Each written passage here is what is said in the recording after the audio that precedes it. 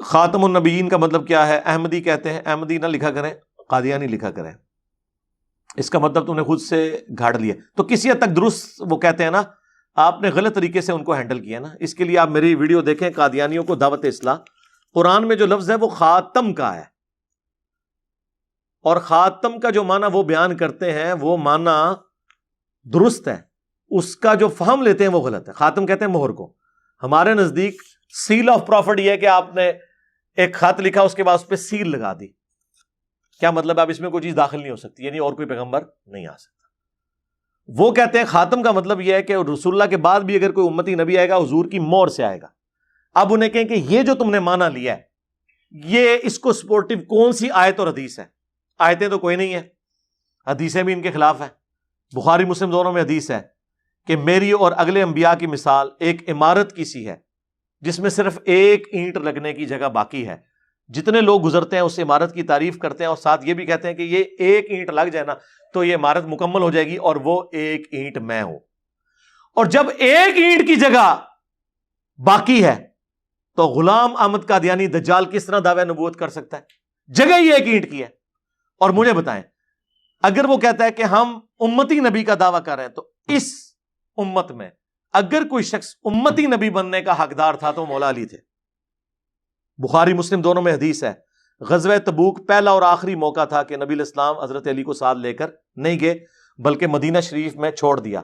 تو حضرت علی رونا شروع ہو گئے تو نبی الاسلام نے ان کو تسلی دی اور فرمایا کیا تم اس بات پر راضی نہیں کہ تمہاری میرے ساتھ وہی نسبت ہے جو ہارون کی موسیٰ کے ساتھ، مگر میرے بعد کوئی نبی نہیں. تو اسی لیے پہ میں بولتا ہوں کہ اگر مولا علی نبی نہیں ہے، حالانکہ ان کی نسبت ہارون اور موسیٰ والی ہے، قرآن میں یہ جو دو نسبتیں آئی ہیں دونوں پیغمبر تھے. حضرت موسیٰ کے لیے سپورٹو پیغمبر کون تھے؟ ہارون علیہ السلام، ان دونوں پر اللہ کی سلامتی ہو. نبی علیہ السلام کے لیے سپورٹ کے طور پر مولا علی تھے اسی نسبت میں. تو پیغمبر بھی ہوتے اگر ختم نبوت نہ ہوئی ہوتی. اور حضور نے ساتھ کہہ دیا مگر میرے بعد کوئی نبی نہیں.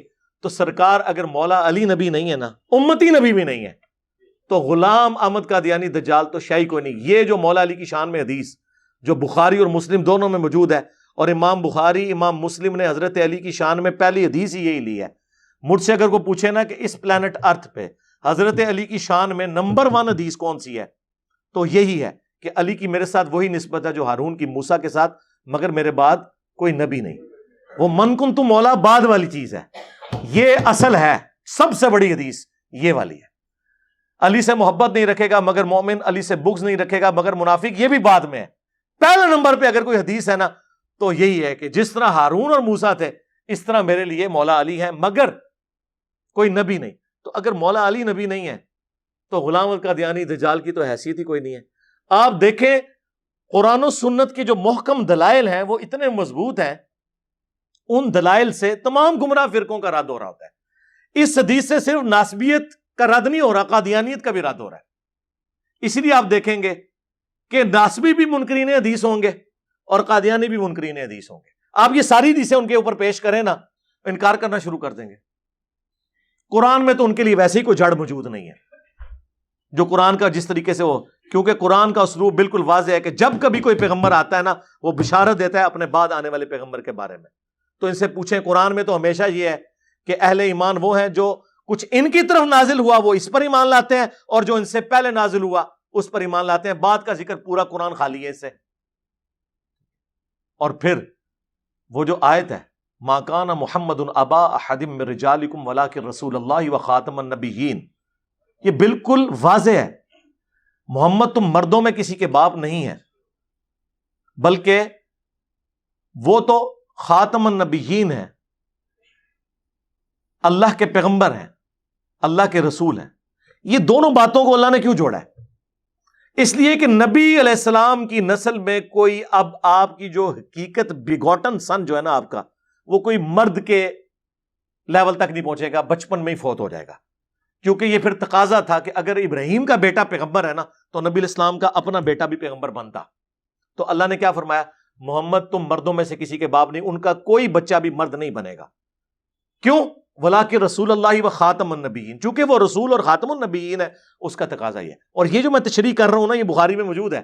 عبداللہ ابن ابی اوفا سے پوچھا گیا آپ نے رسول اللہ کے بیٹے ابراہیم کو دیکھا تھا؟ انہوں نے کہا ہاں میں نے دیکھا تھا، وہ حضرت ماریہ قبطیہ سے پیدا ہوئے، بچپن ہی میں فوت ہو گئے، اگر وہ زندہ رہتے تو پیغمبر ہوتے۔ وہ قادیانی کہتے ہیں دیکھیں اس سے پتہ چل گیا کہ نبوت جاری ہے۔ ہم کہتے ہیں آگے بھی پڑھو، آگے لکھا ہے عبداللہ ابن ابی اوفا کہتے ہیں چونکہ رسول اللہ آخری نبی ہیں اس وجہ سے وہ بچپن ہی میں فوت ہو گئے، یعنی حضور کے بچوں کا بچپن میں فوت ہو جانا اس بات کی دلیل ہے کہ حضور کے بعد اب کسی نے پیغمبر نہیں آنا، یہ بالکل واضح ہے۔ ورنہ اگر یہ کہتے ہیں یہ تو پیغمبر ہے امتی پیغمبر، تو امتی پیغمبر مولا علی کیوں نہیں؟ کتنی بڑی پھکی ہے۔ اگر امتی نبی بھی ماننا ہے تو پھر وہاں سے شروع کرو نا جہاں بڑے لوگ اویلیبل ہیں۔ بخاری میں ابو داؤد میں حدیث ہے، اے اللہ ابراہیم اپنے دو بیٹوں اسماعیل اور اسحاق کو ان کلمات کے ذریعے تیری پناہ میں دیتے تھے، اور میں اپنے دو بیٹوں حسن و حسین کو ان کلمات کے ذریعے تیری پناہ میں دیتا ہوں، اعیذکما بکلمات اللہ التامہ من کل شیطان وہامہ ومن کل عین لامہ۔ نبی علیہ السلام کیا فرما رہے ہیں؟ یہ حدیث بخاری میں بھی ہے، ابو داؤد میں بھی، کہ ابراہیم کے دو بیٹے اسماعیل اور اسحاق، اور میرے دو بیٹے کون؟ حسن اور حسین۔ کیا نسبت ہے؟